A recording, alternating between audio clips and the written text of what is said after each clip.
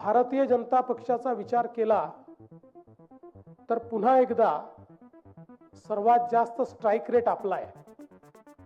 आपण नगराध्यक्ष पदाकरता जेवढ्या निवडणुका लढलो त्यापैकी 65% आपले नगराध्यक्ष निवडून आले आहेत, हा देखील एक रेकॉर्ड आहे। दुसरं, महाराष्ट्राच्या इतिहासामध्ये भाजपने एक अजून नवीन रेकॉर्ड तयार केलेला आहे, तो म्हणजे नगरसेवक निवडून आणण्याचा।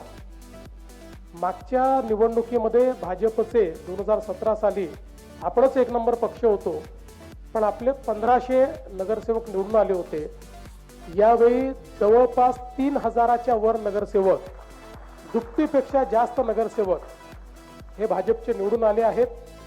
आणि 6 पक्ष, इतक्या आघाड्या, इतके अपक्ष, असं सगळं असताना एकूण नगरसेवकांच्या 48% एकट्या भाजपचे नगरसेवक महाराष्ट्रामध्ये निवडून आलेले आहेत। गेल्या 30 वर्षाचा मी स्टॅटिस्टिक्स पाहत होतो, तर त्यात हा रेकॉर्ड आहे। एवढे नगरसेवक नगरपालिकेच्या निवडणुकीत कुठल्याच एका पक्षाचे आलेले नाहीत। त्यामुळे एक प्रकारे महाराष्ट्रातल्या नगरपालिका क्षेत्रातील नागरिकांनी आपल्या सरकारवर विश्वास दाखवलेला आहे, आपल्या कामाला एक प्रकारची पावती दिलेली आहे।